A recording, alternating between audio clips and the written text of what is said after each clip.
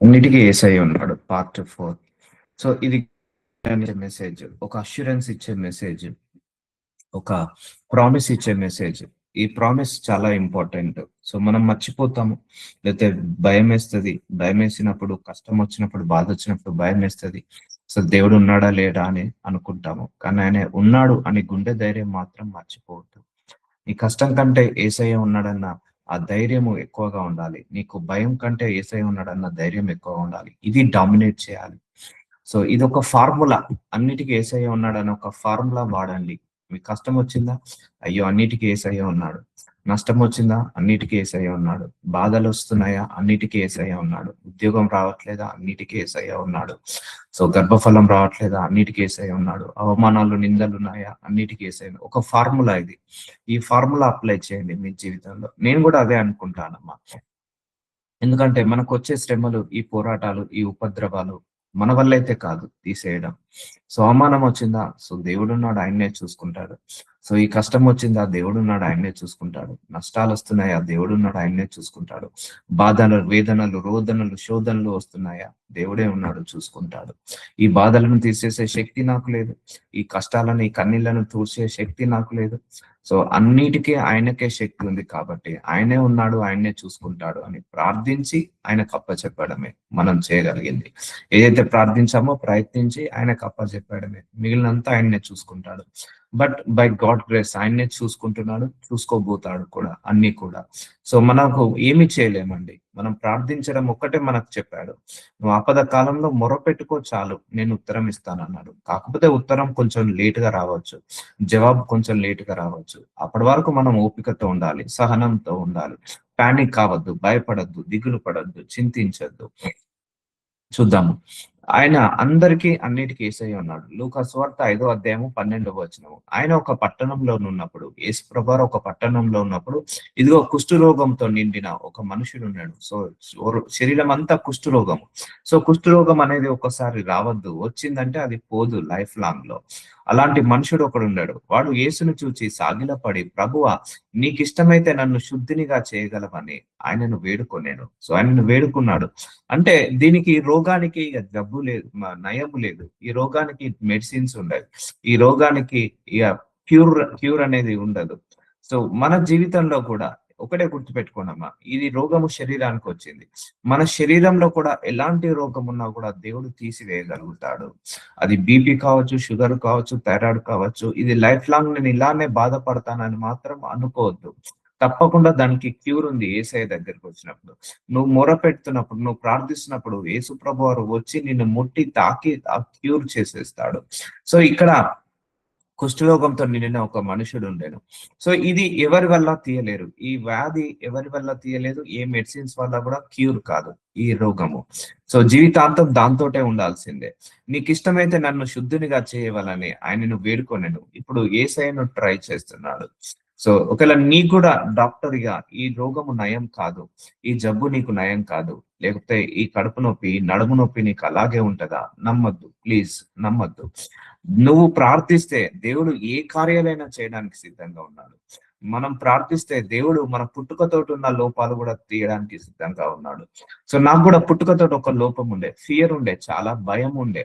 నేను ఒకరు ఇద్దరు ముందు ఇట్లా వచ్చి మాట్లాడలేను. నాకంత షై ఉండే, ఆ ఫియర్ ఉండే. ఇప్పుడు దేవుడు ఒక 100 మంది కాదు, 1000 మంది అయినా కూడా వెళ్ళి ధైర్యంగా వాక్యాన్ని ప్రకటించే శక్తినిచ్చాడు, ఆ ధైర్యాన్ని ఇచ్చాడు. సో అలాంటి పుట్టుకతోటి ఎలాంటి లోపాలున్నా, మనకు రోగం నయం కానీ ఎలాంటి ఎలాంటి జబ్బు ఉన్నా, సో ఆ టాబ్లెట్ల వల్ల కూడా నయం కానీ జబ్బులు ఏదున్నా కూడా ట్రై విత్ జీసస్. ఏసైను ట్రై చేయండి. సో ఇక్కడ అందరినీ ట్రై చేశాడు, ఇప్పుడు ఏసైను ట్రై చేస్తున్నాడు. సో దేవుడు కూడా ఎప్పుడు నేనున్నాను అంటే, నువ్వు అంతా అయిపోయింది, ఇక మొత్తం ప్రయత్నించావు, ఎక్కడి నుంచి నీకు జర ద్వారాలు లేవు, ఎక్కడి నుంచి నీకు పని జరగట్లేదా? సో దేవుడు అక్కడ ప్రత్యక్షం అవుతాడండి. సో నువ్వు ట్రై చేసావు మొత్తము, సో ఎక్కడ కూడా నీకు డోర్స్ ఓపెన్ కావట్లేదు. సో దేవుడు అక్కడ ఓపెన్ చేస్తాడు. సో దేవుడి యొక్క కార్యాలన్నీ చిత్ర విచిత్రాలు ఉంటాయి, అన్ఎక్స్పెక్టెడ్ గా ఉంటాయి. ఒకటండి, ప్రార్థన మాత్రం నేను ఎప్పుడు ప్రతిరోజు ఇది కమ్మని తప్పకుండా ఎందుకు చెప్తున్నానంటే, ఇది మీ మైండ్ లో ఫిక్స్ కావాలని. ప్రార్థించడం మాత్రం ఆపకండి. ప్రార్థనకు జవాబు వచ్చినా రాకపోయినా ప్రార్థించడం ఆపకండి. నువ్వు ఉత్తరం పొందుకున్నా పొందుకోకపోయినా ప్రార్థించడం మాత్రం ఆపకండి. సో నువ్వు ఎలా ఉండని, నీ పరిస్థితి ఎలా ఉండని, దిగజారిపోని, ఇంకా స్థితిగా మారిపోని, ఇంకా ఏ విధంగా రాని, ఇంకా రోగం నయం కాని రోగమైనా పర్లేదు, ఏదున్నా పర్లేదు, మాత్రం ప్రార్థన ఆపకు. ప్రార్థన అనేది ఎప్పుడు కూడా ఆపకు. నీకు ఎప్పుడు సమయం దొరికితే అప్పుడు ప్రార్థిస్తూనే ఉండు. అది నువ్వు విసుకక, అలసిపోక ప్రార్థించు. నమ్మకంతో, ఆశతో, విశ్వాసంతో ప్రార్థించు. కనిపెట్టుకొని ప్రార్థించు. నమ్మకంతో ప్రార్థించు. దేవుడు తప్పకుండా కార్యాలు చేస్తాడు. నేను చెప్పాను కదా, దేవుడి యొక్క మిరాకిల్స్ చిటికెలో జరుగుతాయండి. ఒక కళ్ళు మూసి తెరిసే లోపు ఒక అద్భుతం జరుగుతుంది. అది మనం 1 ఇయర్ నుంచి 2 ఇయర్స్ నుంచి చూస్తాం కదా, ఒక అద్భుతం కోసము. కానీ దేవుడి యొక్క మిరాకిల్ ఒక చిటికేసిన సమయంలో అయిపోతుంది. అది కూడా ఏంటి, మనకు చెప్పి చేయడు. ఒక దొంగ వచ్చేటప్పుడు చెప్పి వస్తాడా? సో సడన్ గా వస్తాడు. అలాగే దేవుడి యొక్క మిరాకిల్స్ కూడా సడన్ గా చేస్తాడండి, చెప్పి చేయడు దేవుడు. సో ఇక్కడ ఒక వ్యక్తి కుష్ఠరోగంతో బాధపడి యేసుప్రభు వారి దగ్గరకు వచ్చాడు. సో అన్నిటికీ అందరికీ దేవుడు ఉన్నాడు. నీ రోగం ఏదైనా కూడా గుర్తుపెట్టుకో, యేసయ్య ఉన్నాడు. నీ సమస్య ఏదైనా గుర్తుపెట్టుకో, యేసయ్య ఉన్నాడు. నీ బలహీనత ఏదైనా పర్లేదు, గుర్తుపెట్టుకో, యేసయ్య ఉన్నాడు. అప్పుడు ఆయన చెయ్యి చాపి వానిని ముట్టి, నాకిష్టమే, నీవు శుద్ధుని కమ్మని అనగానే కుష్ఠరోగము వానిని విడిచెను. సో చూసారా అండి, ట్రై చేశాడు జీసస్ ని. సో అన్ని ట్రై చేశాడు. ఇక లాస్ట్ జీసస్ ని ట్రై చేశాడు. ఆయనకు ఆ కుష్ఠరోగం కూడా విడిచెను. విడిచెను. అందుకే నీ శరీరంలో ఏ రోగం ఉన్నా ఒకటే గుర్తుపెట్టుకో, మెడిసిన్ ఉంది, డాక్టర్ ఉన్నారు, ఇంజెక్షన్స్ ఉన్నాయి, సర్జరీ ఉన్నాయి, ఇవి కాదు, యేసయ్య ఉన్నాడు అని నమ్ము. ఏదైనా పర్లేదు, ఎలాంటి రోగమైనా, ఎలాంటి జబ్బైనా కూడా అన్నిటికీ యేసయ్య ఉన్నాడు. అందుకే నువ్వు డాక్టర్ దగ్గరికి వెళ్ళావు, అమ్మ నీకు ఈ షుగర్ వచ్చింది, నువ్వు లైఫ్ లాంగ్ ఇలాగే బాధపడాలి. So don't worry, don't be panic. నీ షుగర్ ని కూడా తీసేసే శక్తి దేవుడికి ఉంది. సో కుష్ఠరోగాన్ని తీసేసిన శక్తి యేసుప్రభు వారికి ఉన్నప్పుడు నీ లోపల ఉన్న థైరాయిడ్ ని తీయలేదా? నీ లోపల ఉన్న షుగర్ ని తీయలేడా? నీ లోపల ఉన్న బీపీ వ్యాధిని తీయలేడా? నీ లోపల ఉన్న క్యాన్సర్ ని తీయలేడా? మన లోపల ఉన్న ఆ బలహీనతలు, రోగాలు, జబ్బులు, వ్యాధులను తీయగలుగుతాడు. అందుకే ఇక్కడ చూడండి, అన్నింటికి యేసయ్య ఉన్నాడా లేదా? ఇప్పుడు ఇక్కడ ఈయనకు యేసయ్య ఉన్నాడా లేదా? ఆ కుష్ఠరోగము వాడిని విడిచేను వదిలేసిపోయింది. అందుకే నువ్వు ప్రార్థించుకో, నువ్వు వేడుకో ఆయనను. నీకు ఏ సమస్య అయినా, ఏ రోగమైనా, ఏ జబ్బైనా తీసేది ఆయనే. నిన్ను స్వస్థత పరచాలన్నా ఆయన్నే, విడుదల కలిగించాలన్నా ఆయన్నే, బలపరచాలన్నా ఆయన్నే. సో ఆ కాలంలో no medicines, no medical science. దేవుడు చేస్తేనే అది కార్యము, లేకపోతే కాదు. సో ఇలా పిల్లలందరూ సఫర్ అవుతున్నారని దేవుడు మెడికల్ సైన్స్ ని సృష్టించాడు. అర్థమవుతుందా అండి? సో మెడికల్ సైన్స్ ని సృష్టించి, మెడిసిన్స్ ని సృష్టించి, సైంటిస్టులను సృష్టించి, టెక్నాలజీని సృష్టించి, వాళ్ళ ద్వారా వైద్యాన్ని అందించి, ఆ వైద్యుల ద్వారా మనిషి శరీరాన్ని దేవుడు హీల్ చేస్తున్నాడు. అలాని వైద్యులు గొప్పవాళ్ళు, లేకపోతే దేవుడు తక్కువవాడు అని అనుకోవద్దు. అలాని సైన్స్ వల్లనేది జరుగుతుంది కదా, దేవుడు గొప్పవాడు కాదని అనుకోవద్దు. దేవుడి ద్వారానే ఈ మెడికల్ సైన్స్ వచ్చింది. ఆయన ద్వారానే ఈ ట్రీట్మెంట్స్ ఇవన్నీ కూడా వచ్చాయి. కాబట్టి మన లైఫ్ ఇంకా ఈజీ కావాలని, స్మూత్ కావాలని మెడిసిన్స్ కూడా సృష్టించి దేవుడు మెడిసిన్ ద్వారా కూడా హీల్ చేస్తున్నాడు. సో ఆ కాలంలో ఓన్లీ నో మెడిసిన్స్ అండి, ఓన్లీ గాడ్ క్యూరే. ఓన్లీ దేవుడు క్యూర్ చేస్తేనే, అది ఏ రోగమైనా, ఏ జబ్బైనా, ఏ వేదైనా కూడా దేవుడు క్యూర్ చేస్తేనే. సో కుష్ఠరోగం విడిచాను. అందుకే నీకు ఏదైనా జబ్బు ఉందా, యేసయ్య ఉన్నాడు అనుకో. సో ఇప్పుడు ఈయనకు ఈ జబ్బు ఉంది, యేసయ్య ఉన్నాడని అనుకున్నాడా లేదా? యేసయ్య దగ్గరికి వచ్చాడా లేదా? ఎస్ రా, కమ్ టు గాడ్. దేవుడి దగ్గర పెట్టు.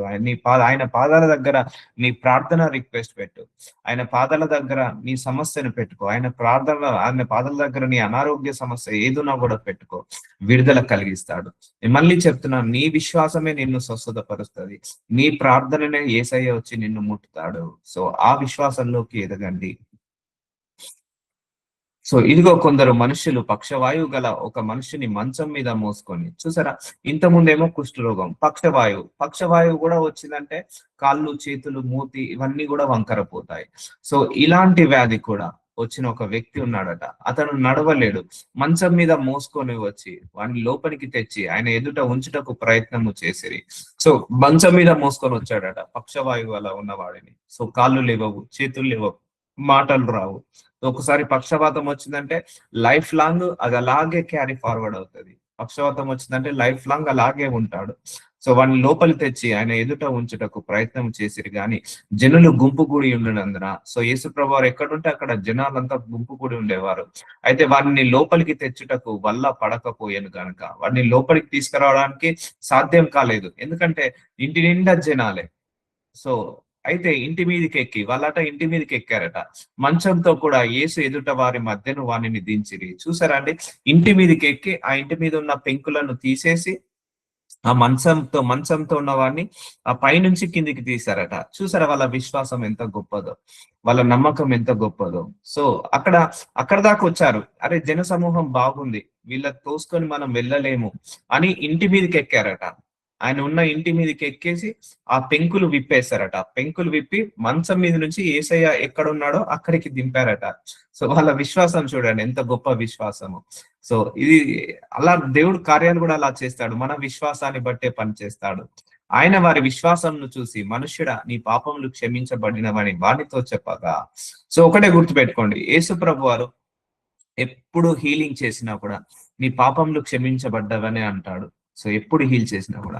అందుకే నీ బాడీలో కూడా, మన బాడీలో కూడా ఏమన్నా రోగాలు, జబ్బులు, వ్యాధులు ఉంటే అయ్యా నా పాపములను క్షమించు ప్రభువా అని అడగండి. ఎందుకంటే మనం చేసే ప్రతి పాపం మన శరీరంతోటే ఉంటది. అది కళ్ళతోట కావచ్చు, నోటితోట కావచ్చు, చెవులతోటే కావచ్చు, మా ఆలోచనలతో పాటు కావచ్చు.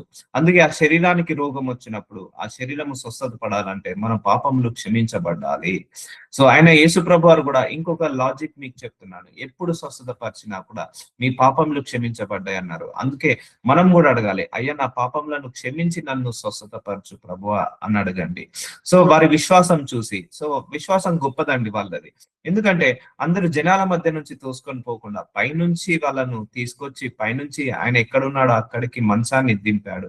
సో పాపములు క్షమించబడేనా అని వానితో చెప్పగా శాస్త్రులు పరిసయ్యులు దేవదూషణ చేయుచున్న ఇతడెవడు, దేవుడు ఒక్కడే తప్ప మరి ఎవడు పాపములు క్షమింపగలడని ఆలోచించుకొనసాగిరి. సో దేవుడు ఒక్కడే పాపములు క్షమించాలి, కానీ ఈ మనుషుడే కదా, ఈ మనుషుడు పాపములను క్షమించబడినని ఈయనెవరు పాపాలను క్షమిస్తున్నాడని అంటున్నారు వాళ్ళు.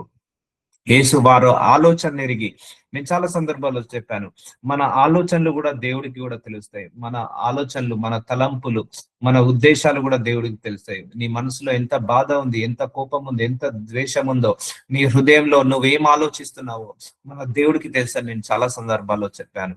అందుకే మన హృదయంలో కూడా తలంపులు బాగుండాలి, మన ఆలోచనలు బాగుండాలి, మన యొక్క ఆలోచనలు, తలంపులు, ఉద్దేశాలు కూడా పాజిటివ్ గా ఉండాలని చెప్పాను. ఎందుకంటే ఎవరికి తెలియకపోవచ్చు, యేసేకు అన్ని తెలుసు. సో ఇక్కడ చూడండి వాళ్ళు ఏమంటున్నారు, శాస్త్రులు పరిసయ్యులు దేవదూషణ చేయుచున్న ఇతడెవడు, దేవుడు ఒక్కడే తప్ప మరి ఎవడు పాపములు క్షమింపగలడని ఆలోచించుకుంటున్నారు. వాళ్ళు బయటికి కూడా అనట్లేదు, వాళ్ళే ఆలోచించుకుంటున్నారు. దేవుడే కదా, నిజమే దేవుడే కదా పాపములు క్షమించేది, ఈయన మనుష్య కుమారుడే కదా, మా అంటే దైవజనుడే కదా, ఈయనెవరు పాపములు క్షమించడానికి అని అనుకుంటున్నారు, మనసులోనే అనుకుంటున్నారు. సో మనసులో అనుకున్నది వాళ్ళకు వినపడిందా లేదా యేసు ప్రభు వారికి? యేసు వారి ఆలోచన ఎరిగి మీరు మీ హృదయంలో ఏమి ఆలోచించుచున్నారు.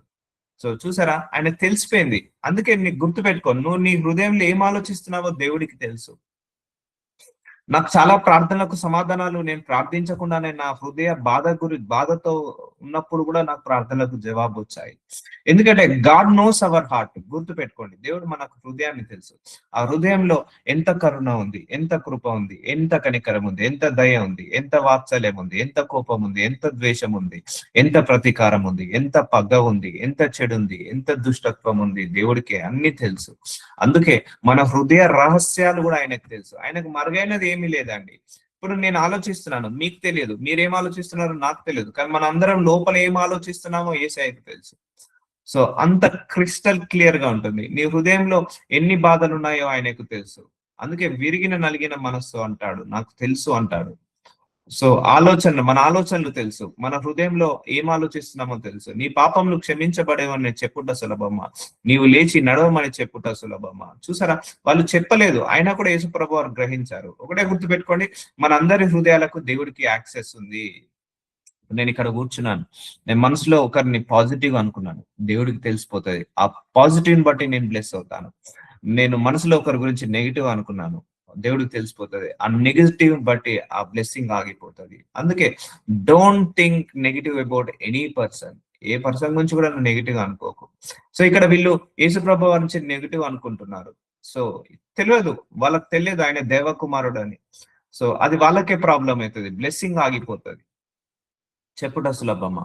అయితే పాపములు క్షమించుటకు భూమి మీద మనుష్య కుమారునికి అధికారము కలదని మీరు తెలుసుకొనవలెను అని వారితో చెప్పి, పక్షవాయు గలవానిని చూచి నీవు లేచి నీ మంచమెత్తుకొని నీ ఇంటికి వెళ్ళుమని నీతో చెప్పుచున్నాను నేను. చూసారా, నలుగురు పట్టుకొని వచ్చిన మంచాన్ని ఇప్పుడు ఏమంటున్నాడు? నీ పక్షవాయువు విడుదల పొందుకున్నావు, నువ్వే ఇప్పుడు మంచాన్ని ఎత్తుకొని వెళ్ళిపో అన్నాడు. వచ్చేటప్పుడేమో నలుగురు మనుషులు మోసుకొని వచ్చారు. పక్షవాయువు చూసి ఇక నువ్వు ఇక లేచి కమాండ్ చేశాడు. అది అధికారం ఉంది ఆయనకు. నీ మంచం ఎత్తుకో, నీ ఇంటికి వెళ్ళుమని నీతో చెప్పుచున్నాను, మంచం ఎత్తుకొని నువ్వే వెళ్ళిపో అని చెప్పాడు. సో వెంటనే వాడు వారి ఎదుట లేచి, చూసారా, అందరి ముందట లేచి తాను పడుకొని ఉన్న మంచం ఎత్తుకొని, చూసారా, నలుగురు ఎత్తుకొచ్చిన మనిషి ఇప్పుడు మంచాన్నే ఎత్తుకొని పోతున్నాడు. అంటే వచ్చేటప్పుడు ఎలా వచ్చాడు? ఒక నలుగురు మనుషులు మోసుకొని వచ్చారు. ఇప్పుడు ఈయన్నే ఆ మంచాన్ని మోసుకొని వెళ్ళిపోతున్నాడు, ఎత్తుకొని దేవుని మహిమ పరుచుతూ తన ఇంటికి వెళ్ళాను. చూసారా, అన్నిటికీ యేసయ్య ఉన్నాడా లేదా? ఉన్నాడు. అన్నిటికీ అందరికీ యేసయ్య ఉన్నాడు. రోగం ఏదైనా యేసయ్య ఉన్నాడు. నయం కాని ఏది జబ్బు ఉన్నా యేసయ్య ఉన్నాడు. సో నీకు బాధ ఏదైనా యేసయ్య ఉన్నాడు. నీ చింత ఏదైనా యేసయ్య ఉన్నాడు. నీ యొక్క బలహీనత ఏదైనా యేసయ్య ఉన్నాడు. నీ సమస్య ఏదైనా యేసయ్య ఉన్నాడు. అన్నిటికీ అందరికీ యేసయ్య ఉన్నాడు అని మాత్రం మర్చిపోవద్దు. సో పక్షవాయువు మనందరికీ తెలుసు, ఒకసారి పక్షవాయువు వచ్చిందంటే నయం కాదు. కానీ యేసయ్య వచ్చి నయం చేశాడా లేదా? ఒకసారి ఆ కుష్ఠరోగం వస్తే నయము కాదు, యేసయ్య వచ్చి నయం చేశాడా లేదా? సో విశ్వాసము నీ ప్రార్థన, దేవుడు కార్యాలు అలా జరుగుతుంటా ఉంటాయి. సో అందుకే నీకు ఏ రోగం వచ్చినా నీ శరీరంలో, ఇప్పుడు ఏ రోగం ఉందో నాకు తెలియదు, ఒక్కొక్కరు శరీరంలో ఏ ఏ మానసిక స్థితి ఉందో అన్నిటికీ యేసయ్య ఉన్నాడు అనుకోండి చాలు. అన్నిటికీ ఆయనే ఉన్నాడు అనుకోండి చాలు. సో నీ కష్టం ఏదైనా, నీ బాధ అయినా, నీ సమస్య ఏదైనా, నీ శ్రమ ఏదైనా, నీ పోరాటం అయినా యేసయ్య ఉన్నాడు, ఆయన్నే చూసుకుంటాడు. యేసయ్య ఉన్నాడు, ఆయన్నే తీస్తాడు అని ప్రయత్నించు. నువ్వు ఊహించిన సమయంలో, నువ్వు ఊహించని సమయంలో, ఒక చిట్క వేసే సమయంలో ఒక అద్భుతం జరిగిపోతుంది. సో ఇప్పుడు చూడండి, వాళ్ళ విశ్వాసాన్ని బట్టి ఒకటే మాట, నువ్వు మంచం ఎత్తుకొని నువ్వు ఇంటికి వెళ్ళిపోనగానే ఆయన దేవుని మహిమపరచుచు ఇంటికి వెళ్ళిపోయాడు. సో దేవుడి యొక్క కార్యాలు కూడా అలా అద్భుతమైన కార్యాలు ఉంటాయి. అందరూ విస్మయం ఉంది, నేడు గొప్ప వింతలు చూచితిమని దేవుని మహిమపరచుచు భయముతో నిండుకునిరి. చూసారా అండి, అందరూ విస్మయం ఉంది అంటే ఆశ్చర్యపోయారట. గొప్ప వింతలు చూచితిమని, నేడు అవును, ఆ రోజే కుష్ఠరోగి స్వస్థత పడ్డాడు, ఆ రోజే ఆ యొక్క ఆ పక్షవాయు గల వ్యక్తి స్వస్థత పడ్డాడు. ఇవి రెండు కూడా నాన్ క్యూరబుల్ గుర్తుపెట్టుకోండి, నాన్ క్యూరబుల్ డిసీజెస్. సో ఒకసారి యేసయ్య చేతిలో పెట్టామా, నాన్ క్యూరబుల్ డిసీజెస్ ఏదైనా కూడా అది క్యూర్ అవుతుంది. ఇప్పటికీ కూడా సౌత్ ఆఫ్రికాలో ఒక 30-40 రోగాలకు మెడిసిన్స్ ఉన్నాయండి. మన ఇండియాలో అంటే అన్ని రోగాలకు మెడిసిన్స్ ఉన్నాయి, కానీ కొన్ని కంట్రీస్ లో కొన్ని రోగాలకు అసలు మెడిసినే లేదు. వస్తే వాళ్ళు జీవితాంతం దాంతోటే బాధపడాలి, లేకపోతే ప్రేయర్ చేసుకుంటే దేవుడు కరుణిస్తే, కృప చూపిస్తే, ఆయన చిత్తమైతే హీల్ అవుతారు.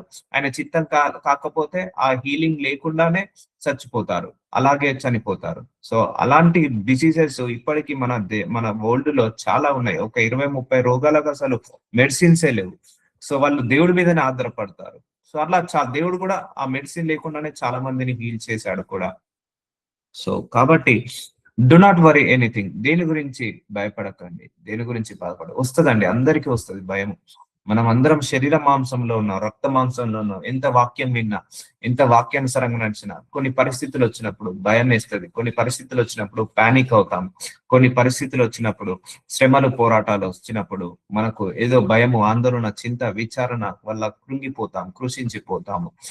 అప్పుడు నువ్వు ఈ యొక్క శ్లోకాన్ని వాడుకో, యేసయ్య ఉన్నాడు, అన్నిటికీ యేసయ్య ఉన్నాడు, అన్నిటికీ యేసయ్య ఉన్నాడు, అన్నిటికీ నా దేవుడు ఉన్నాడు, అన్నిటికీ నా భగవంతుడు ఉన్నాడు అని అనుకో. అంతే, మనం అనుకోవాల్సిందల్లా అదొక్కటే. ఎందుకంటే మనము తీసేయలేము. ఇప్పుడు ఈ కుష్ఠరోగిని తీసేసే శక్తి మనకు ఉందా అండి? సో ఆ పక్షవాయువుని తీసేసే శక్తి మనకుందా? లేదు, యేసయ్యకి ఉంది. కానీ వాళ్ళు ఏం చేశారు? ప్రార్థించారు, వేడుకున్నారు, ఆయన దగ్గరికి వచ్చారు, ఆయన పాదాల మీద పడ్డారు, ఆయనను ప్రేయర్ రిక్వెస్ట్ అడిగారు, ఆయన ముట్టాడు, స్వస్థత పరిచాడు. ఇలాగే నీ జీవితంలో కూడా చిటికెలో జరుగుతుంది అద్భుతము. సో అందుకే ఆ ఒక్క గడియ కోసం నువ్వు కనిపెట్టుకుంటుండాలి. మనం ఎలా ఉంటదమ్మా, మనం ఒక ప్రేయర్ రిక్వెస్ట్ కోసం 1 year 2 years మనం వెయిట్ చేస్తాము. దాని గురించి 1 year 2 years మనం ప్రార్థిస్తాము. అది నార్మల్ రిపోర్ట్ కావచ్చు, ఉద్యోగము కావచ్చు, గర్భఫలం కావచ్చు. కానీ ఒక చిటికేసే సమయంలో ఆయనే ఆ అద్భుతం చేసి చూపిస్తాడు. ఆయన నిర్ణయం పెట్టుకున్న కాలానికి. అటు పిమ్మట ఆయన బయలుదేరి లేవి అను ఒక సుంకరి సుంకపు మెట్టనొద్ద కూర్చొని ఉండుట చూచి నన్ను వెంబడించమని అతనితో చెప్పగా. లూకా సువార్త 5వ అధ్యాయం 27వ వచనం. ఇక మనం చేయాల్సిందల్లా ఆయనను వెంబడించడమే అండి. నీ కష్టాలు వచ్చినా ఆయననే వెంబడించు, నష్టాలు వచ్చినా ఆయననే వెంబడించు, బాధలు వచ్చినా ఆయననే వెంబడించు. ఒకటి చెప్పాలండి, గొప్ప ధన్యత మనందరికీ ఇలా ప్రతిరోజు ఆయన వాక్యం ద్వారా మనందరినీ నడిపిస్తున్నాడు చూసారా. ఇదే గొప్ప ధన్యత మనందరికీ కూడా. ప్రతిరోజు ఈ విశ్వాసంలో పడిపోకుండా, మన నమ్మకంలో పడిపోకుండా, మనం ప్రార్థనలో పడిపోకుండా, యేసయ్య నుంచి తొలగిపోకుండా మనందరం నిలకడగా ఉండాలని. చూడండి దేవుడు ఎంత గొప్ప దేవుడు. మన దేవుడు మనందరినీ కూడా ఇలా నడిపిస్తున్నాడు. ఇవాడు నాతో సహా మీతో సహా ఈ ప్రేయర్ రిక్వెస్ట్ ద్వారా మీరు మాత్రమే కాదు, నేను కూడా నిలబడుతున్నాను. ఈ ప్రేయర్ రిక్వెస్ట్ ద్వారా మీరు మాత్రమే కాదు, నేను కూడా చాలా నేర్చుకుంటున్నాను. దేవుడి యొక్క కృప అంత గొప్పగా ఉంటదమ్మా. సో మనకి ఇలా ప్రతిరోజు ఈ వాక్యం లేకపోతే మనము ఎప్పుడో విశ్వాసంలో పడిపోతాము, నమ్మకంలో పడిపోతాము. ఆ స్పిరిచువల్ స్ట్రెంగ్త్ రాదు, స్పిరిచువల్ బూస్టింగ్ రాదు. ఇదంతా కూడా మనకు స్పిరిచువల్ బూస్టింగ్ అన్నట్టు, స్పిరిచువల్ ఫీడింగ్ అన్నట్టు. అందుకే అందుకే ఈ వాక్యాలు చాలా ఇంపార్టెంట్. మనకు ఓదార్పునిస్తాయి. మనకి ఈ వాక్యాల వల్ల మనం నిలబడతాము, పడిపోయిన ప్రతిసారి కూడా నిలబడతాము. అందుకే దేవుడు మనందరినీ కూడా ప్రతిరోజు మాట్లాడుతున్నాడు. క్రమం తప్పకుండా మాట్లాడి మనందరినీ కూడా ఇలా నిలబెడుతున్నాడు. అందుకే దేవుడికి మహిమ కలగాలి. అందుకే ప్రతిరోజు కూడా మనం ఆయనను వెంబడిస్తున్నాము. ఈ వాక్యం వింటున్నావా, దేవుని వెంబడిస్తున్నట్టే. వాక్యానుసారంగా బ్రతుకుతున్నావా, దేవుని వెంబడిస్తున్నట్టే. మనం చేయాల్సిందల్లా ఆయనను వెంబడించడమే, చేయాల్సిందల్లా ఆయనకు ప్రార్థించడమే, చేయాల్సిందల్లా ప్రయత్నం చేయడం. మిగిలినంతా ఆయనే చూసుకుంటాడు, మిగిలినంతా ఆయనే చేస్తాడు. ఎవరిని మనుషులను కూడా మనల్ని మార్చే శక్తి మనకు లేదమ్మా. మన భర్తను మనం మార్చలేము, మన పిల్లల్ని మనం మార్చలేము, మన భార్యను మనం మార్చలేము, మన తల్లిదండ్రులను మార్చలేము, ఆఖరికి మనల్ని మనం కూడా మార్చుకోలేము.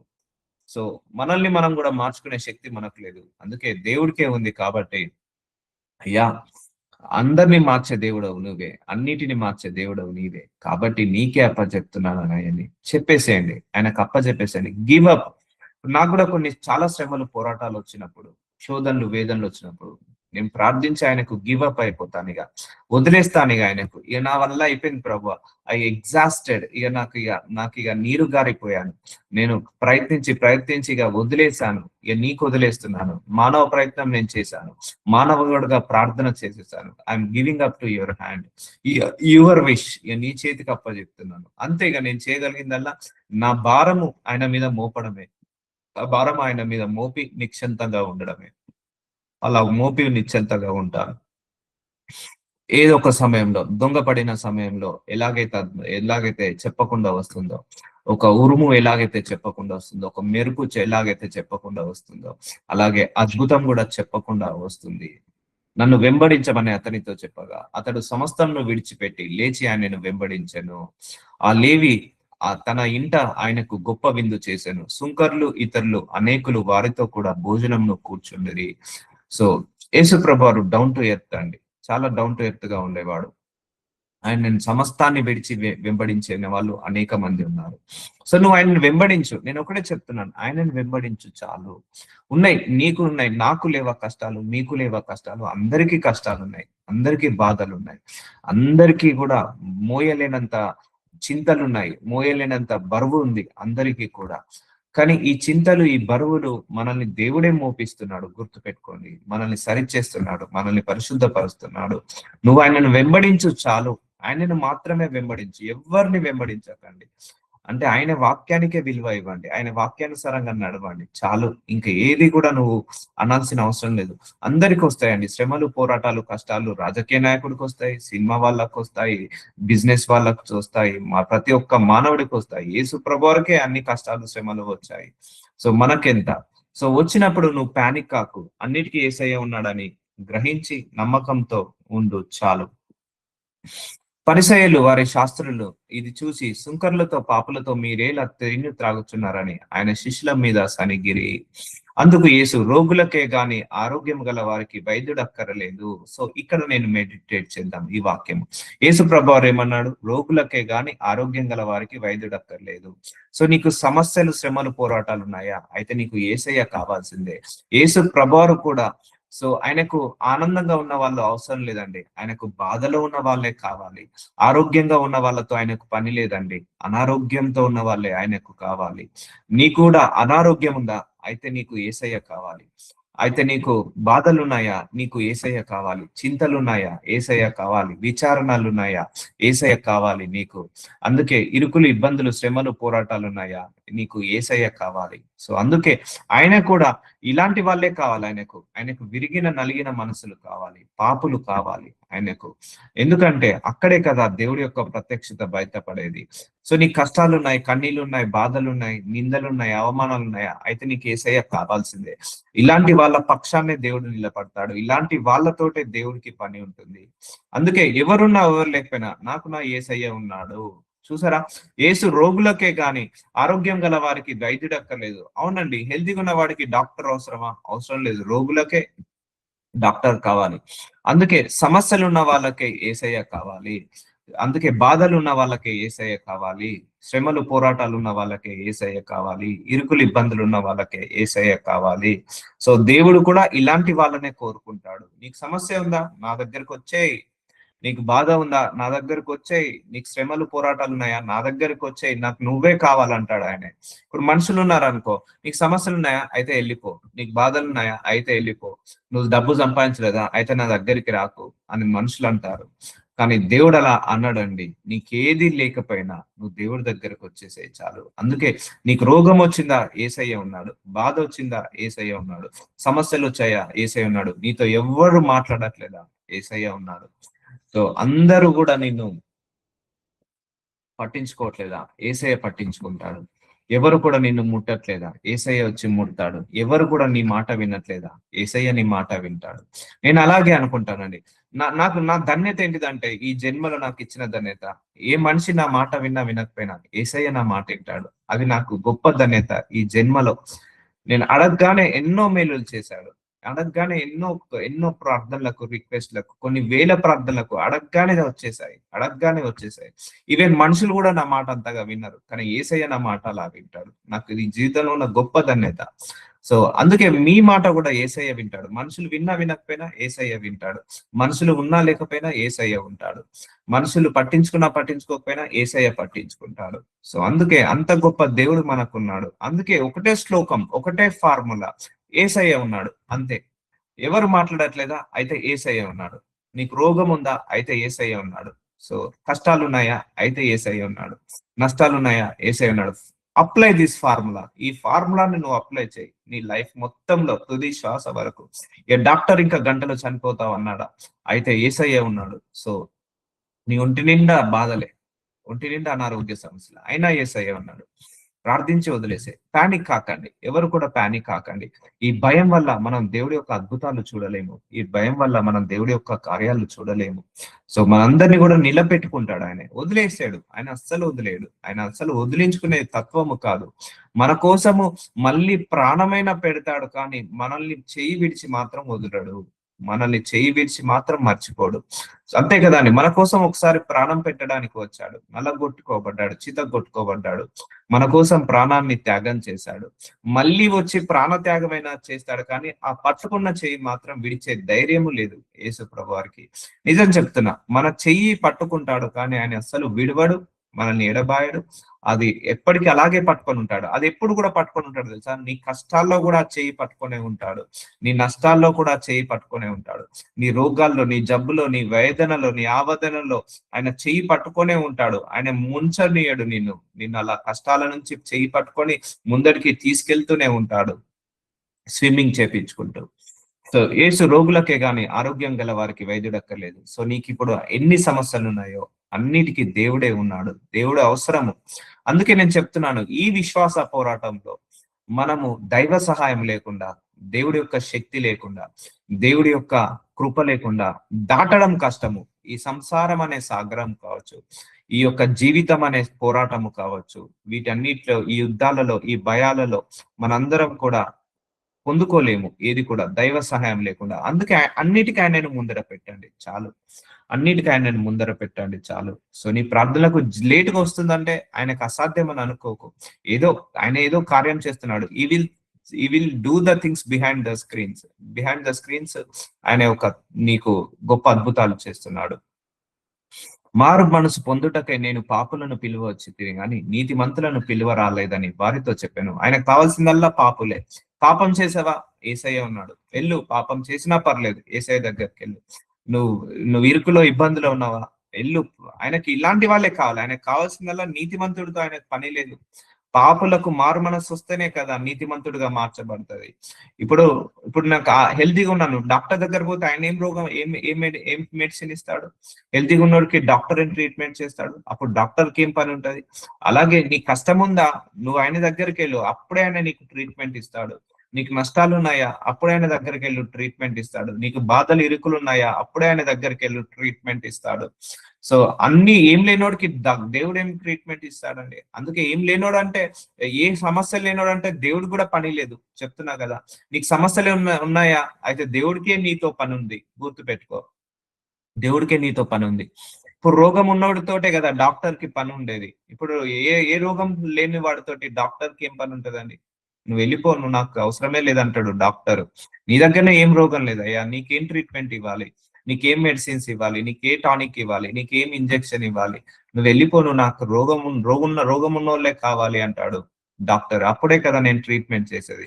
అలాగే మన దేవుడు కూడా, పాపులా అయితే నాకు నువ్వే కావాలి, నీ కష్టాలు ఉన్నాయా, అయితే నువ్వే నాకు కావాలి, నువ్వు ఒంటరిగా పోరాడుతున్నావా, అయితే నీ ఒంటరి పోరాటమే నాకు కావాలి, నువ్వు కావాలని ఆయనే కోరుకుంటాడు. అర్థమవుతుందండి? ఆయన మనల్ని కోరుకుంటాడు. గుర్తు పెట్టుకో, నీతోటే నాకు పని ఉంది, మనతోటి ఆయనకు పని ఉంది. గుర్తు పెట్టుకోండి, ఎందుకంటే అప్పుడే మహిమ వస్తుంది కదా. సో అందుకే ఆయన పాదాల దగ్గరకు వచ్చేసాయి, అన్ని వదిలేసి, అన్ని విడిచేసి ఆయన దగ్గరకు వచ్చేసాయి. Leave everything to God. కుమ్మరించు నీ హృదయాన్ని ఆయన ముందు, ఆయనకు చెప్పేసుకో. సో అన్నిటికీ మారు మనసు పొందుకోవడానికైనా, అందరికైనా, అన్నిటికైనా ఏసయ్య ఉన్నాడు. నీతి మంత్రులను పిలువ రాలేదని వారితో చెప్పాను. సో ఈ రోజు మనం ఏదో ఒక పాపం చేసామా, అయితే ఏసయ్యకు మనతో పని ఉంది. నీకు ఏదో ఒక రోగము, జబ్బు, వ్యాధి బాధపడుతుందా, అయితే ఏసయ్యకు మనతో పని ఉంది. సో నీకు సమస్యలు, శ్రమలు, పోరాటాలు ఉన్నాయా, ఏసయ్యకే నీతో పని ఉంది. గుర్తు పెట్టుకోండి. అప్పుడే దేవుడు కావాల్సింది ఇలాంటి కేటగిరీ పీపులే. ఆయనకు సుఖాల్లో ఉన్న వాళ్ళు అవసరం లేదు, నీతిమంతులతో అవసరం లేదు. ఆయన ఆయన నష్టాల్లో, లాభాల్లో ఉన్న వాళ్ళు అవసరం లేదు. సంతోషంగా, ఆనందంగా ఉన్న వాళ్ళతో ఆయనకు పని లేదు. నిజంగా ఆయనకు పని లేదు. నీకు బాధతో ఉన్నావా, అయితే దేవుడికి నీతో పని ఉంది. నువ్వు కష్టంలో ఉన్నావా, అయితే దేవుడికి నీతో పని ఉంది. నీకు సమస్యలు, శ్రమలు, పోరాటాలు, ఇంటి నిండా అప్పులు, లేకపోతే ఒంటి నిండా జబ్బులు ఉన్నాయా, అయితే దేవుడికి నీతో పని ఉంది. సో ఇలాంటి వాళ్ళకే ఆయనే ఉంటాడు. సో అర్థమవుతుందండి? Hour God is a great God. నీ సమస్య ఏదైనా కూడా దేవుడి దగ్గర చెప్పేసుకో. ప్రార్థనకు జవాబు వచ్చినా, లేటుగా వచ్చినా పర్లేదు, ఆయననే నమ్ము, ఆయననే విశ్వసించు, ఆయన మీదనే ఆనుకో, ఆయన మీదనే ఉండు. సో పిలువ వచ్చి తిని గాని నీతిమంతులను పిలువ రాలేదని వారితో చెప్పాను. అందుకే దేవుడికి నీతో పని ఉంది. గుర్తుపెట్టుకోండి, ఈ రోజుతో మీరు అందరూ ఒక శ్లోకం, దేవుడికి నీతో పని ఉంది. సో ఈ కష్టము దేవుడికి తీయగలుగుతాడు. అందుకే నాతో దేవుడికి పని ఉంది. సో తీసి ఆయన మహిమ పరుచుకుంటాడు. సో ఇలాంటి వాళ్ళే కావాలి, ఈ కేటగిరీ పీపులే కావాలి. మనుషులను నమ్ముకొనుట కంటే యెహోవాను ఆశ్రయించుట మేలు. కీర్తన గ్రంథము 118 అధ్యాయం 8వ వచనం. So this is a very very important verse in the Bible. So ఇప్పటి వరకు మనం మనుషులను ట్రై చేయొచ్చు, నువ్వు మనుషులను నమ్మమాక. సో నువ్వు అంటే డిపెండ్ కాక. దేవుడికి ఇష్టం ఉండదండి మనం మనుషుల మీద డిపెండ్ కావడం, ఇష్టం ఉండదు. ఆయన మీదనే డిపెండ్ కావాలి, ఆయన మీదనే ఆధారపడాలి, ఆయన మీదనే మనం ఆనుకోవాలి. సో ఆయన్నే ఏదో ఒక రోజు ఏ మనిషి ద్వారా సాయం చేస్తాడో, ఏ దేవదూతల ద్వారా సాయం చేస్తాడో. ఒక్కొక్కసారి మన సిచ్యువేషన్స్ కూడా దేవుడు ఎలా తీసుకొస్తాడు అంటే, ఇక ఇది మనుషుల వల్ల కాదు అన్న సిచ్యువేషన్ కి తీసుకొస్తాడు. ఒకటే గుర్తు పెట్టుకోండి, మీ పిల్లలైనా, మీ భార్య అయినా, మీ భర్త అయినా, అందరూ దేవుడి మీద ఆధారపడాలని ఆయన కోరుకుంటాడు. సో మనం ఒకరి మీద ఒక ఆధారపడాలని మనం కోరుకుంటే, కానీ దేవుడు మనందరం కూడా ఆయన మీద ఆధారపడాలని కోరుకుంటాడు. అందుకే మన ఇంట్లో ప్రతి ఒక్కరిని కూడా దేవుని మీద నమ్మకం పెట్టుకునేలాగా చేయాలి. సో మనుషులను నమ్ముకున్న కంటే యెహోవాను ఆశ్రయించుట మేలు. నువ్వు ఆశ్రయించు, ఆయనే నమ్ముకో. So come closer to God. ఇంకా దేవుడికి దగ్గరగా కా. ఒకటే గుర్తు పెట్టుకోండి, ప్రార్థనలకు జవాబు రావట్లేదా, నువ్వు ఒకటే ఆలోచించు, ఇంకా నేను దేవుడికి దగ్గర కావాల్సింది చాలా ఉంది, దేవుడికి దగ్గర కావాలి అని కోరుకో, ఇంకా దగ్గరగా కా. సో దేవుడు కూడా కొన్ని సిచ్యువేషన్స్ మన లైఫ్ లో, ఇది మనుషులు చేయలేరు, ఇది మనుషుల వల్ల కాదు, ఇది మనుషులు సహాయము వ్యర్థము అన్న సిచ్యువేషన్ కి తీసుకొచ్చి, అప్పుడు ఆయన మహిమ ప్రత్యక్షపడుతుంది, అప్పుడు ఆయన మహిమ బయటికి వస్తుంది. అందుకే డిపెండ్ ఆన్ గాడ్ ఓన్లీ. ఇది దేవుడు, ఇది నువ్వు ఆయన మీదనే ఇట్లా ఆనుకో, ఆయన మీదనే ఆధారం. ఎంత కష్టం వచ్చినా, ఎంత నష్టం వచ్చినా, నా దేవుడు ఉన్నాడు చూసుకుంటాడు, నా దేవుడు ఉన్నాడు మార్చుకుంటాడు, నా దేవుడు ఉన్నాడు నాకు ఇవన్నీ తీసేస్తాడు అని అనుకొని బ్రతికేసాయి. లేకపోతే మనం ఊహ తెలిసినప్పుడు వచ్చి ఇప్పటి నుంచి ఇప్పటి వరకు మన కష్టాలు వచ్చాయి, కష్టాలు వచ్చాయి, ఇవన్నీ కూడా తీసేసుకుంటూ దాటేసుకుంటూ వచ్చిన దేవుడు మన దేవుడు. కాబట్టి ఈ గాడ్ అనే కాన్సెప్ట్ రానున్న రోజుల్లో కంప్లీట్ గా మర్చిపోతున్నారు. సో అందుకే మనిషి లోకము తప్పిపోతుంది. సో దేవుడితో కనెక్ట్ అయి ఉండు, ఆయనని ఆశ్రయించుట మేలు, ఆయననే ఆశ్రయించు. సో కష్టం వచ్చిందా జీసస్, బాధ వచ్చిందా జీసస్, నష్టం వచ్చిందా జీసస్, ఇరుకు వచ్చిందా జీసస్, ఇబ్బంది వచ్చిందా జీసస్, ఎవరు మాట్లాడట్లేదా జీసస్, ఎవరైనా ముట్టట్లేదా జీసస్. అంతే, నువ్వు అన్ని ఆయనకే చెప్పుకో. So treat him as your friend, treat him as your God, treat him as your father, treat him as your brother, treat him as your mother. So treat him as your well-wisher. నీ యొక్క well-wisher లాగా, నీ యొక్క తండ్రి లాగా, నీ తల్లి లాగా, నీ సహోదరు లాగా, నీ స్నేహితులాగా ఆయనను అనుకో. ఆయనను అలా నువ్వు చూడు. ఆయనను అన్ని నీకున్న రిలేషన్స్ అన్నిటిని కూడా ఆయనలో చూసుకో. నీకు తల్లి అయినా తండ్రి అయినా, I will treat him like that only. నేను దేవుణ్ణి అలా ట్రీట్ చేశాను. నా తల్లి ఆయనే, నా తండ్రి ఆయనే, నా స్నేహితుడు ఆయనే, నా సహోదరుడు ఆయనే, నా రక్షకుడు ఆయనే, నా కాపరి ఆయనే, నా దేవుడు ఆయనే, నా సహాయకుడు ఆయనే, నా పోషకుడు ఆయనే, నా యొక్క బలము ఆయనే, నా బలగము ఆయనే, నా బంధువుడు ఆయనే, అన్ని ఆయనే, నాకు అన్ని ఆయనే. I will treat him like that. I don't have any relative, God is my relative. I don't have any friends, God is my friend. I have mother and father. I don't have father, but I have mother. But he's more than my father, more than my mother, because I had received that kind of love and compassion from God. దేవుని నుంచి అంత ప్రేమను, అంత అభిమానాన్ని పొందుకున్నాను నేను. So అందుకే అన్ని వేళలా నేను దేవుణ్ణే చూసుకుంటాను. స్నేహితుడిగా ఆయన్నే చూసుకుంటాను, తండ్రిగా ఆయన్నే చూసుకుంటాను, తల్లిలాగా ఆయన్నే చూసుకుంటాను, సహోదరులాగా నేను ఆయన్నే అనుకుంటాను. అన్ని వేళలా, అన్ని రకాలుగా దేవుణ్ణే చూసుకుంటాను. అందుకే అన్నిటికీ నాకు యేసయ్య ఉన్నాడు. స్నేహితుడు కావాలా, నీకు యేసయ్య ఉన్నాడు, గుర్తుపెట్టుకో. నీకు కొడుకు కావాలా, యేసయ్య ఉన్నాడు, గుర్తుపెట్టుకో. నీకు తండ్రి కావాలా, యేసయ్య ఉన్నాడు, గుర్తుపెట్టుకో. నీకు తల్లి కావాలా, యేసయ్య ఉన్నాడు, గుర్తుపెట్టుకో. సహోదరుడు కావాలా, యేసయ్య ఉన్నాడు, గుర్తుపెట్టుకో. నీకు బంధువుడు కావాలా, బలగము కావాలా, యేసయ్య ఉన్నాడు, గుర్తుపెట్టుకో. నీకు మహా సైన్యము కావాలా, యేసయ్య ఉన్నాడు, గుర్తుపెట్టుకో. నీకు బలగము కావాలా, యేసయ్య ఉన్నాడు, గుర్తుపెట్టుకో. నీకు ఇంకా ఏం కావాలా, యేసయ్య ఉన్నాడు, గుర్తుపెట్టుకో. నీకు అన్ని వేళలా ఆయన ఆవరించున్నాడు. ఆయన కృప నిన్ను ఆవరించింది, ఆయన ప్రేమ నిన్ను ఆవరించింది, ఆయన స్నేహము నిన్ను ఆవరించింది, ఆయన వాత్సల్యము నీకు ఆవరించింది. సో అందరికంటే ఎక్కువ ప్రేమ, అన్నిటికంటే పవిత్రమైన పరిశుద్ధమైన ప్రేమ, అమర ప్రేమ నిన్ను ఆవరించింది అని మాత్రం మర్చిపోకు. అందుకే treat him in all relations. అన్ని రిలేషన్స్ లో ఆయనను చూసుకో, అన్ని రిలేషన్స్ లో ఆయన చూసుకో. యేసయ్య నువ్వు ఉన్నావు చాలు, నాకు వచ్చింది అక్కడి నుంచే, పోయేది మళ్ళీ ఆయన దగ్గరికే. అందుకే ఈ వచ్చినప్పటి నుంచి పోయినప్పటి నుంచి మధ్యలో ఈ ఏదైతే పీరియడ్ ఉందో, నువ్వు ఆయనతో సహవాసం అనేది చాలా ఇంపార్టెంట్. అందుకే ఆయనను ఆశ్రయించటం మేలు. Depend on God only, depend on God only, depend on God only. Finance ప్రాబ్లమా, don't ask anybody, just ask God only. So ఉద్యోగం రావాలా, don't recommend anybody, just ask God only. So నీకు గర్భఫలం కావాలా, ask God only. So healing కావాలా, BP, sugar, thyroid, cholesterol healing, ఈ శరీరానికి మనస్సుకి స్వస్థత పడాలా, గాడ్ ఓన్లీ. ఇప్పుడు మన శరీరానికి స్వస్థత పరచడానికి మనకు డాక్టర్లు ఉన్నారు. మన మనసు ఉంటదండి, చాలా డేంజర్, అది స్వస్థత పడదు అంత తొందరగా. ఆ మనసుని స్వస్థత పరిచే డాక్టర్ భూలోకంలో ఏకైక డాక్టర్ యేసు ప్రభు వారే. మన మనసులో ఉన్న బాధను తీసేసే డాక్టర్ లేడు, ఎవరు లేరు ఇప్పటి వరకు. ఇంత టెక్నాలజీ వచ్చినా, ఇంత మిరాక్యులస్ టెక్నాలజీ వచ్చినా, ఇన్ని ఎక్విప్మెంట్స్ వచ్చినా, ఇంత టెక్నాలజీ, ఇంత వచ్చినా కూడా మన మనసులో ఉన్న బాధను, మనసుకు ఉన్న మానసిక రోగాన్ని తీసేసే డాక్టర్ అంటే యేసయ్య ప్రభు ఒక్కరే. ఆ ఒక్క అధికారాన్ని ఏ డాక్టర్ కి ఇవ్వట్లేదు దేవుడు. మన నరాలకు డాక్టర్ ఉన్నాడు, చెవికో డాక్టర్ ఉన్నాడు, కంటికో డాక్టర్ ఉన్నాడు, పంటికి ఒక డాక్టర్ ఉన్నాడు, నడుము నొప్పికో డాక్టర్ ఉన్నాడు, అన్ని అవయవాలకు డాక్టర్ ఉన్నాడు. కానీ మన హృదయాలను స్వస్థత పరచడానికి దేవుడు ఏ డాక్టర్ కి అధికారం ఇవ్వలేదు. ఆయన ఒక్కడే హృదయాన్ని స్వస్థత పరుస్తాడు, ఆయన ఒక్కడే మన మనసులను స్వస్థత పరుస్తాడు, ఆయన ఒక్కడే మన మనసులకు మారు మనస్సుని, నెమ్మదిని, శాంతిని దయచేస్తాడు. సో ఏ డాక్టర్ కి అధికారం ఇవ్వలేదు. అందుకే ఆయనను ఆశ్రయించటం మేలు, ఆయనను మాత్రమే ఆశ్రయించండి, ఆయన మీదనే ఆధారపడండి, ఆయననే ఆధారం చేసుకోండి, ఆయననే పిల్లర్ లాగా మార్చుకోండి. Basement is our basement. మన బ్యాక్ బోన్ లేకుండా మనం ఎలాగైతే నిలబడమో, యేసయ్య లేకపోతే మనం కూడా అలా నిలబడలేము. సో అందుకే అందుకే నువ్వు ఎంత ఎక్కువగా ఆయనతో కనెక్టివిటీలో ఉంటే నీకు అంత ఎక్కువగా అద్భుతాలు జరుగుతాయి. నువ్వు ఎంత ఎక్కువగా ఆయనతో కనెక్టివిటీలో ఉంటే నువ్వు అంతగా ఆయన ప్రత్యక్షతను చూస్తావు.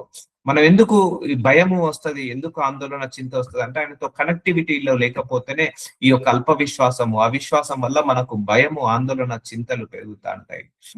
సో సో యెహోవాను ఆశ్రయించడం మేలు, మనుషులను నమ్ముకున్నట్టు. సో నమ్మద్దా. సో దేవుని మాత్రమే నమ్మండి, దేవుడి మీదనే ఆధారం పెట్టుకోండి. సో ఇప్పుడు అర్థమైందా? అన్నిటికీ యేసయ్య ఉన్నాడు. ఈ ఫార్ములా అప్లై చేసేయండి. ఈ నీ జీవితంలో ఎంత పెద్ద డిజాస్టర్ కానీ, ఎంత పెద్ద సర్వనాశనమైనా మంచిదే, అష్ట కష్టాలు ఉన్నా మంచిదే, అన్నిటికీ యేసయ్య ఉన్నాడు, అన్నిటికీ యేసయ్య ఉన్నాడు, అన్నిటికీ యేసయ్య ఉన్నాడు, అన్నిటికీ యేసయ్య ఉన్నాడు. ఈ ఒక్క శ్లోకం వల్ల, ఈ ఒక్క ఈ ఒక్క శ్లోకం వల్ల, నీ ఈ ఫార్ములా వల్ల మొత్తం మార్చేయచ్చు దేవుడు. ఒక్క క్షణంలోనే మార్చేయచ్చు. సో సో యోహాను సువార్త 8వ అధ్యాయము, సో 1వ వచనము. యేసు ఒలీవ కొండకు వెళ్ళెను. తెల్లవారగానే యేసు తిరిగి దేవాలయంలోకి రాగా ప్రజలందరూ ఆయన యుద్ధకు వచ్చిరి గనుక ఆయనను కూర్చుండి వారికి బోధించుచుండెను. సో అందరు ఎక్కడికి వచ్చేవారు? యేసయ్య ఎక్కడుంటే అక్కడికి వచ్చేవారు. సో నీ ప్రార్థన రూమమే గుర్తు పెట్టుకో దేవుడి యొక్క ప్రత్యక్షత. సో నువ్వు దేవుడి దగ్గరకు వచ్చేసాయి. సో యేసు ప్రభువారు దేవాలయంలోకి వచ్చినప్పుడు ప్రజలందరూ ఆయన దగ్గరికి వచ్చారు కనుక ఆయనను కూర్చుండి వారికి బోధించుచుండెను. శాస్త్రులు, పరిసయ్యులు వ్యభిచారమందు పట్టుబడిన ఒక స్త్రీని తోడుకొని వచ్చి ఆమెను మధ్యలో నిలబెట్టి, బోధకుడా, ఈ స్త్రీ వ్యభిచారము చేయుచుండగా పట్టుబడెను. సో ఒక స్త్రీ వ్యభిచారం చేస్తుంది. అప్పుడు శాస్త్రులు, పరిసయ్యులు వ్యభిచారం చేస్తుండగా పట్టుబడదు. ఆ కాలంలో వ్యభిచారం చేస్తే పట్టుబడితే మోషే రాశాడు, రాళ్లతో వాళ్ళను కొట్టి చంపాలి. ఎందుకంటే పాపము దేవుడు సహించాడు, ఆ పాపము ఉండకూడదని దేవుడు ఆ కండిషన్ పెట్టాడు. అయితే ఒక స్త్రీ వ్యభిచారం చేస్తుండగా పట్టుబడెను, అట్టి వారిని రాళ్ళు రూవి చంపవలనని ధర్మశాస్త్రంలో మోషే మనకు ఆజ్ఞాపించను కదా. సో ధర్మశాస్త్రంలో మోషే రాసి పెట్టాడు రాళ్లతో కొట్టి చంపనని. ఆయన నీవేమి చెప్పుచున్నావని ఆయనను అడిగిరి. సో ఆయనను అడుగుతున్నారు, ఈ అమ్మాయి వ్యభిచారం చేసింది, మరి నువ్వేం చెప్తావు అని ఆయన మీద నేరము మోపవలనని ఆయనను శోధించు ఇలాగా అడిగిరి. అయితే యేసు వంగి నేల మీద వేలుతో ఏమో వ్రాయుచుండెను. వారు ఆయనను పట్టు వదలక అడుగుచుండగా ఆయన తల ఎత్తి చూచి, మీలో పాపము లేనివాడు మొట్టమొదట ఆమె మీద రాయి వేయవచ్చని వారితో చెప్పి, సో సో మీలో ఎవరు పాపం చేయలేదో వాళ్ళు అందరూ కూడా ఆమె మీద మొట్టమొదటిగా రాయి వేయండి అని చెప్పాడు యేసు ప్రభువారు. సో మరల వంగి నేల మీద రాయిచున్నాను. వారు ఆ మాట విని పెద్దవారు మొదలుకొని చిన్నవారి వరకు ఒకడి వెంట ఒకడు బయటికి వెళ్ళిరి. యేసు ఒక్కడే మిగిలేను, ఆ స్త్రీ మధ్యను నిలవబడి ఉండెను. చూసారండి, ఇప్పుడు ఆ స్త్రీకి కాపాడడానికి ఎవరు లేరు. సో పరిసయ్యులు, శాస్త్రులు తీసుకొచ్చారు చంపాలని, ఆమెను కొట్టి చంపాలని. సో యేసయ్య మధ్యలో వచ్చాడా రాలేదా? యేసయ్య ముందు పడాడా లేదా? యేసయ్య దగ్గర తీసుకొస్తే కాపాడాడా లేదా? సో ఆ స్త్రీకి ఎవరు లేరు. సో చావాల్సిందే, మరణించాల్సిందే. కానీ యేసయ్య జోక్యం చేసుకున్నాడు, యేసయ్య మధ్యవర్తి లాగా నిలబడ్డాడు. సో అలాగే నీ జీవితంలో కూడా నీకెవరు లేరా? యేసయ్య వస్తాడు, గుర్తు పెట్టుకోండి, మధ్యవర్తి లాగా నిలబడతాడు. స్త్రీని మధ్యన నిలబడి ఉండెను. ఆ యేసు తల ఎత్తి చూసి, అమ్మ, వారు ఎక్కడ ఉన్నారు? ఎవరు నీకు శిక్ష విధింపలేదా అని అడిగినప్పుడు, అందుకే ప్రతి ఒక్కరు పాపం చేసిన వాళ్ళే. మనం ఎప్పుడు కూడా ఇతరుల తప్పులను, ఇతరుల పొరపాట్లను, ఇతరుల దోషాలను చెప్పకుండా నీ తప్పులను, నీ పొరపాట్లను, నీ దోషాలను కరెక్ట్ చేసుకో ఎప్పుడైనా కూడా. అక్కడ వాళ్ళందరూ అన్నారు, అక్కడ యేసు ప్రభువు అందరిని అన్నాడు, మీలో ఎవరు తప్పు చేయలేదో వాళ్ళు వేసేయండి అన్నారు. కానీ అందరూ పాపం చేసిన వాళ్ళే, అందుకే ఎవరు కూడా వేయలేకపోయారు. ఎందుకంటే ఆ శిక్ష మళ్ళా వాళ్ళ మీదకి వస్తుందని. అందుకే we should not blame anybody in this world. ఈ వరల్డ్ లో మనం ఎవరిని బ్లేమ్ చేయొద్దు. ఎవరిని శిక్ష విధింపలేదా అని అడిగినప్పుడు ఆమె, లేదు ప్రభువా. అందుకు యేసు, నేను కూడా నీకు శిక్ష విధింపను. చూసారా, కంపాషన్, ప్రేమ. ఆయన డీల్ విత్ కైండ్నెస్ తోటి, ప్రేమతోటి, వాత్సల్యం తోటి డీల్ చేశాడు. సో ఇప్పుడు ఆ స్త్రీకి వాళ్ళకు మధ్యగా ఆయన వచ్చి ఆయన కాపాడా లేదా? ఎవరున్నా లేకపోయినా యేసయ్య ఉన్నాడా లేదా ఆమెకు? ఇక నీవు వెళ్ళు, ఇక పాపము చేయకమని ఆమెతో చెప్పాను. సో ఇప్పుడు ఆమెకు, ఆ స్త్రీకి యేసు ప్రభు వారు వచ్చి ఆమెను కరుణించాడు, ఆమెను కాపాడాడు, ఆమెను ఆదుకున్నాడు. గుర్తు పెట్టుకోండి, మన సిచ్యువేషన్స్ కూడా ఎలాంటి వరస్ట్ లో ఉన్నా కూడా యేసయ్య ఉన్నాడు. ఇప్పుడు ఆమెకి యేసయ్య ఉన్నాడా లేదా? యేసయ్య ఆపాడా లేదా? సో అలా పనిచేస్తాడండి దేవుడు. నువ్వు ఈ వాక్యాలు విని వదిలేయడం కాదు, నమ్మాలి. ఇవన్నీ నువ్వు ఆచరణలో పెట్టాలి, ఈ వాక్యంలో జీవించాలి. అప్పుడే నీ జీవితంలో కూడా ఇలాంటి కార్యాలు జరుగుతుంటా ఉంటాయి. సో ఇవన్నీ కూడా నువ్వు నేర్చుకోవాలి. సో ఆ కుష్ఠువ్యాధికి యేసయ్య వచ్చాడా లేదా, తీసేశాడా లేదా? ఆ పక్షవాయువుని యేసయ్య తీసాడా లేదా? సో ఈ యొక్క వ్యభిచారంలో పట్టబడిన స్త్రీని చంపకుండా ఆపేశాడా లేదా? మరణానికి పాలు కాకుండా ఆపేశాడా లేదా? ఆమె పాత్రురాలే, కానీ ఆయన ఆపేశాడా లేదా? ఆమె రాళ్ళు రువ్వి చంపడానికి ఆమె పాత్రురాలే, ఆమె చావాల్సిందే, ఆమెను కొట్టి చంపాల్సిందే రాళ్లతోటి. కానీ అలాంటి శిక్ష నుంచి కూడా దేవుడు తప్పించాడా లేదా? ఆమె పాపములు క్షమించబడ్డాయా లేదా? యేసయ్య శిక్ష విధించలేడు, కంపాషన్ చూపించాడు, ప్రేమను వాత్సల్యాన్ని చూపించాడు. ఇక పాపము చేయకుమని ఆమెతో చెప్పాను. సో అలా ఉంటుందండి గాడ్ డీల్. అందుకే అన్నిటికీ ఏసయ్యన్నాడు. ఇప్పుడు ఆమెకి ఏసయ్య ఉన్నట్టు, పక్షవాయువుకి ఏసయ్య ఉన్నట్టు, ఆ యొక్క కుష్ఠరోగికి ఏసయ్య ఉన్నట్టు, మనకు కూడా ఏసయ్య ఉన్నాడు. సో ఈ రోజుతో ఈ వాక్యాన్ని ముగిస్తున్నానమ్మా. సో అందరికీ కూడా ఈ వాక్యము ఆశీర్వాదకరంగా మరల యేసు, నేను లోకమునకు వెలుగును, నన్ను వెంబడించేవాడు చీకట్లో నడవక జీవపు వెలుగుని ఉండుడని వారితో చెప్పాను. God is the light, we need to follow the light only, not darkness. God is light, we need to accept that light. మనం వాటిని యాక్సెప్ట్ చేయాలి. సో మనం వెంబడిస్తే మనం కూడా అలా వెలుగులోకి నడుస్తాము, చీకట్లో ఉండము. సో అందుకే God is the light of the world and we are also light of the world. So will continue to చాలా స్క్రిప్చర్స్ ఉన్నాయి. నజరుడైన యేసయ్య, ఇదిగో తండ్రి, ఈ రోజు మీరు ఇచ్చిన ఈ దివ్యమైన వాక్యం ద్వారా మా అందరి హృదయాలను స్వస్థతపరిచినందుకు వందనాలు, స్తోత్రాలు తండ్రి. అయ్యా ప్రభు, అన్నిటికీ అందరికీ వైద్యుడు, రోగం ఉన్న వాడికి వైద్యుడు అవసరము. అలాగే నాకు కూడా కష్టాలు, కన్నీళ్లు, బాధలు, అవమానాలు ఉన్న వాళ్ళే నాకు కావాలి. ఇరుకులు, ఇబ్బందులు, శ్రమలు, పోరాటాల్లో ఉన్న వాళ్ళే నాకు కావాలని వాక్యం ద్వారా మా అందరికీ కూడా జ్ఞానాన్ని దయచేసినందుకు మీకే మహిమ కలుగును కాక. ఆమేన్.